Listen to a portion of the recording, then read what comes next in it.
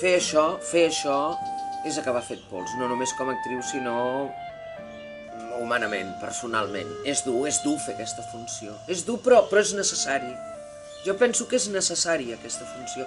És una de les funcions més dures que he fet mai a nivell d'ànima, però en canvi és de les que més satisfeta em deixa quan acabo, perquè no només vam omplir i la gent es quedava al carrer, sinó que mai m'havia passat que cada dia el teatre es posava dret, aplaudint.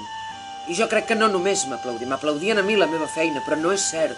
Aplaudeixen la Neus, aplaudeixen totes les dones que van morir i aplaudeixen una manera de viure i de no estar conforme amb les injustícies.